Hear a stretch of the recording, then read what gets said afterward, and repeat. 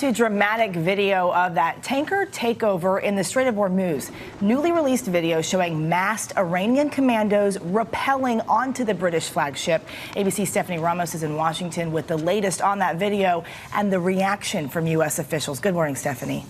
Eva, good morning. British officials are warning Iran there could be serious consequences if they don't release the British ship or its crew. But Iran doesn't seem to be bothered, which in the end could all turn into a major international crisis. This morning, Iran is not backing down after Revolutionary Guard troops seized a British-flagged oil tanker with 23 crew members on board in the Strait of Hormuz. In newly obtained audio, you can hear the moment Iranian forces warned the crew not to resist. If you obey, you will be safe. Watch as masked troops rappel from a helicopter onto the tanker while patrol boats circle the vessel. Iranian officials say the British tanker violated international maritime laws and hit a fishing boat Friday, failing to respond to the crew's calls. Iran says the fishing boat crew then called military forces. The British government holding an emergency meeting Saturday. We continue to be very concerned about the safety and welfare of the 23 crew members. We are calling on Iran to reverse this illegal act. The tanker and its crew could be held until Iranians say their investigation into the alleged collision is complete. This incident comes just 2 days after the U.S. claimed one of its warships downed an Iranian drone in this same area. Iran denies that. In the end, the Iranian regime has to make a decision that it wants to behave like a normal nation. And if they do that, we're prepared to negotiate across a broad spectrum of issues with no preconditions. Tensions between Iran and the U.S. have been escalating since last year when President Trump withdrew the U.S. from the nuclear deal and imposed economic sanctions on Iran. UK officials say on Monday they'll continue to discuss further measures. As for the crew, the owners of the British tanker say they are still on the ship and in good health. Dan.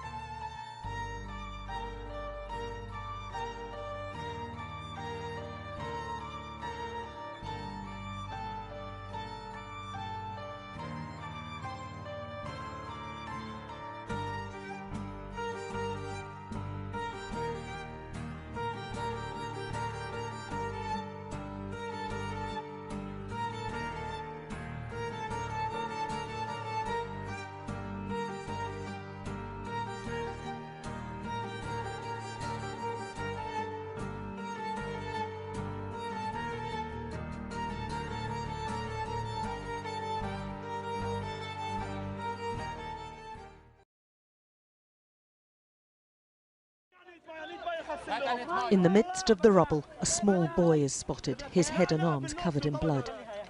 They don't even know if he's still alive. Idlib's had far too many bloody days. This was the bloodiest in 3 months. The rescuers weren't about to give up on anyone.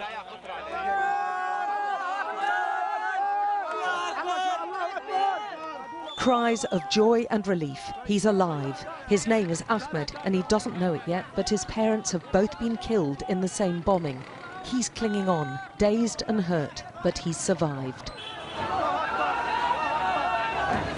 His sister is still wedged under rubble. Now the rescuers turn their attention to her. She seems unconscious, but she too has survived. They rush her off to what medical help there is. They're both now recovering in intensive care. This was market day in Marital Newman, and many of the dead and injured were women and children. This is the result of your apathy. This is the United States' apathy towards the Syrian situation. We are getting shelled every day. We are getting killed every day. Mr. Trump, please, please stop Among this. those who witnessed this massacre was an American Syrian teacher. We talked to her hours later via Skype. I'll never forget the kid with his stomach out. I will never ever forget the moment where I was trying to jump over the ruins so I can get him out and I could not. And then he ended up dying.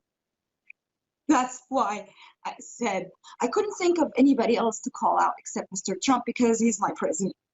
I can't think of anybody stronger than him and more capable than him to stop this. That's why I was calling for him.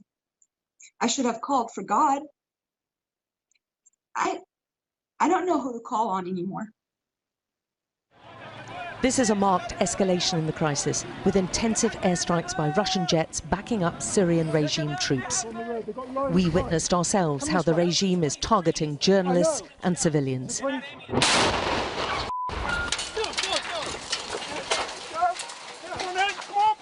And the Russians and Syrian regime is also hitting hospitals, another war crime. The area is dominated by militants once linked to Al-Qaeda and multiple jihadist groups, but also millions of civilians who've resisted the Syrian regime or fled other areas which have been attacked. And it is they who are suffering. Alex Crawford, Sky News. Severe thunderstorm watch up right now from D.C. up through Philadelphia and New York City. In fact, millions bracing tonight for dangerous winds and rain during this commute home. The new front already causing dangerous driving on I-70 in St. Louis. Trucks and cars swamped by flash flooding. This is Eureka, Missouri you're looking at. And downing trees and power lines in Brighton, Michigan tonight. More than 300,000 people are without power this evening from Wisconsin all the way to New York City. Thousands in Brooklyn remain in the dark tonight. All of this as we're also tracking a new tropical threat tonight that will affect the East Coast. But first, these storms hitting now and into the evening. ABC's Lindsay Davis leads us off. Holy moly. Tonight, powerful storms pounding the Northeast. Debris, power lines, they fell into the roadway. That's why state police shut down 270. The severe weather finally snapping a deadly heat wave. New York City's grid pushed to the limit. Overhead wires catching fire, manholes smoking. The power company cutting electricity for more than 30,000 customers Sunday evening, saying they were trying to prevent a larger outage. It's very hot. Couldn't sleep last night. How long have you been without power? From 7 last night. Just unreal. Unreal. Con Ed handing out dry ice and water to residents today. This as high winds are likely to blame for this crane collapse in New Brunswick, New Jersey. The entire wrecking ball went through the home and landed right back on the first floor. Luckily, no one was hurt. In Michigan, utility crews racing to restore power there too. At one point, more than 800,000 homes and businesses were without power after severe storms moved through. And in Florida, a lightning strike from a heat-fueled thunderstorm injured 8 people on a beach near Tampa Sunday. David, Con Ed is still working to restore power to some customers here in Brooklyn. And now a new concern of severe thunderstorms and flash flooding through late tonight. David. Lindsay Davis leading us off tonight. Lindsay, thanks so much. We want to get right to Chief Meteorologist Ginger Z, who is inside tonight. Really too dangerous for you and the crew outside on these nights when we have severe storms and lightning. So tell us what we're looking at. Also flash flood warnings. I mean, we were seeing ponding already all over the city, and you can see it's not just us. This line impacting folks from Virginia all the way through Maryland. Delaware has here near 60 to 80 mile per hour winds already recorded, up to Connecticut, where we find those flash flood warnings. Now, remember, these come with 1 to 3 inch per hour rainfall rates at times. So if you see water on that roadway, do not go into it. You're going to end up seeing not just tonight, but early tomorrow morning. Another round of them. We stopped the clock there at 7 a.m., broke it down right through Raleigh by tomorrow night, Norfolk, Virginia, down to Charleston, South Carolina by late Tuesday. And finally, David, you mentioned it earlier in the broadcast, that area over the Bahamas, 1 to 3 inches of rain possible for Florida up to the Carolinas. Then it'll die out. All right, watching a lot to start the week, Ginger.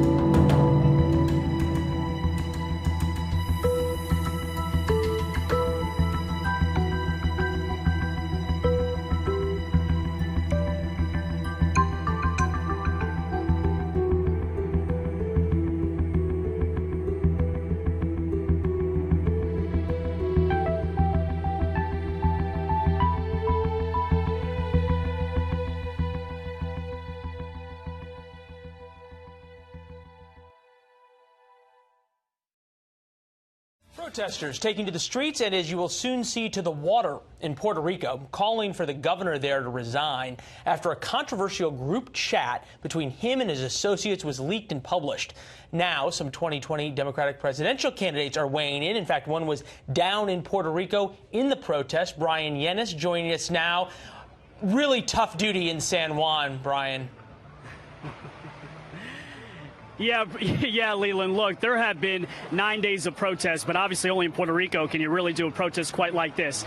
The people here are really fed up. I am right out here at the Bay of San Juan, right outside La Fortaleza, which is the governor's mansion. You can see the police here and the police helicopters out here in the Bay of San Juan. They are monitoring what have been protests. If we go over this way and you follow me over here, you'll see that there are kayaks and jet skis and people all the way out here that have been making noise to just try to calling for Ricardo Rosselló to resign. Ricardo Rosselló has refused to do so. But this isn't the only creative way of protest here in Puerto Rico. This morning, there were protesters who had a yoga session outside La Fortaleza. The protesters said they wanted to find a moment of clarity before the big day tomorrow, which is supposed to be, it could be, the largest day of demonstrations in the history of this island. Now, in terms of what people are really upset about, it's not just the group chat. Frankly, a couple weeks ago, two of his top lieutenants, Rosselló's top lieutenants, were arrested by the FBI for steering some $15 million into the hands of some private unqualified contractors. You add that plus a bunch of really demeaning text messages, and you get what you have right now. We spoke to some protesters over the last few days. Take a listen. About bad governance. It's about corruption. It's about high-level government corruption that's costing a lot of money. It's ruining our own reputation before the American people. It's unacceptable. Puerto Rico is broken right now. It's broken. And there's only a little people that are on his side. You know, there's most of us are on this side. We're fighting for him to leave.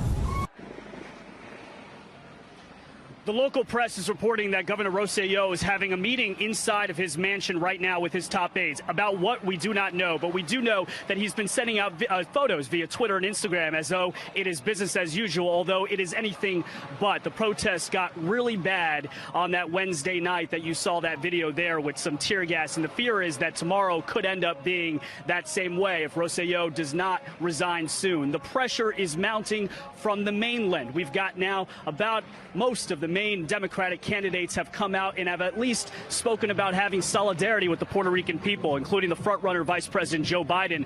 Others have come out right away and have asked for him to resign point blank, including Representative Tulsi Gabbard, who is the only one of those candidates who is on the island over the last couple of days with the protesters. Again, Leland, this is something in which is beyond those group text messages, which was essentially validating what many Puerto Ricans had felt over the last few years. This island has been mired in an economic crisis over the last decade plus. Schools have been closed, hundreds of them, pensions cut, jobs lost. People are very frustrated, and what those text messages did is validate all of their frustrations that they cannot count on the government here, and they're hoping Rosselló gets the message, and they're hoping that this loud music right outside of his residence and these jet skis and the annoyance will finally push him out.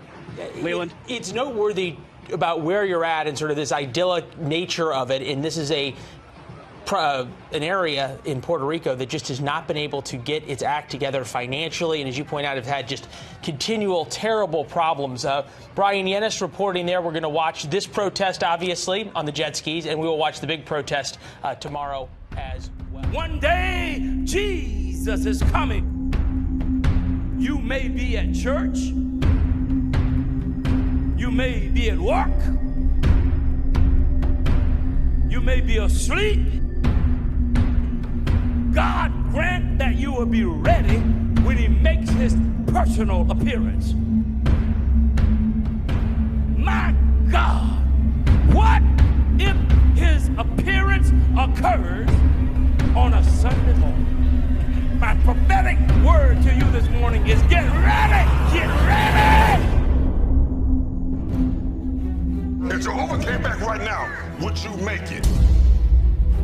Hell is a real place, and I don't want you to go there. We've been reporting on the bizarre phenomenon that seems to be taking place not just in this country, but all over the world. Getting angry at God isn't going to solve anything.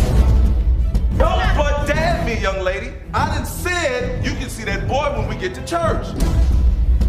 This is not the way it's supposed to be. Breaking news, there appears to be a rash of catastrophic incidents taking place across the state. Lord, have we not prophesied in thy name? And in thy name have cast out devils? And in thy name done many wonderful works? And then Jesus said, I will profess unto them, I never knew you.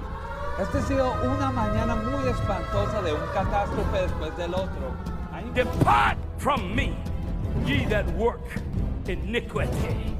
So robes and positions and titles and classifications and auxiliaries and departments and works and paying your tithe and paying your dues will not save you. We are still experiencing the aftershocks of the massive earthquake that have devastated this entire region. But if you want to be raptured, you must be born again. Citizens also in South Korea were here one moment and going the next. You must be washed in the blood of the Lamb.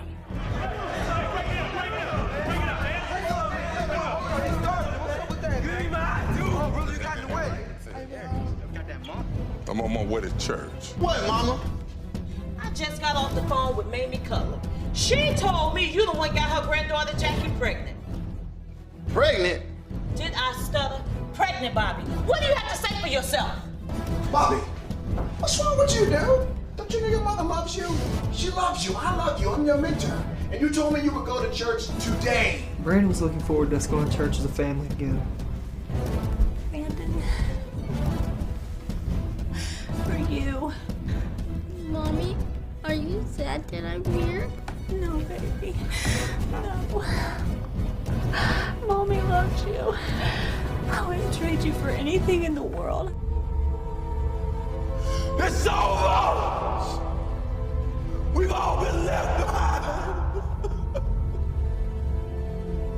It's going to be joyful for those who are raptured, but it's going to be sad for those who are left behind. Life as we know it. You swore to me that you were going to get yourself together and start coming to church with me. Not today, okay?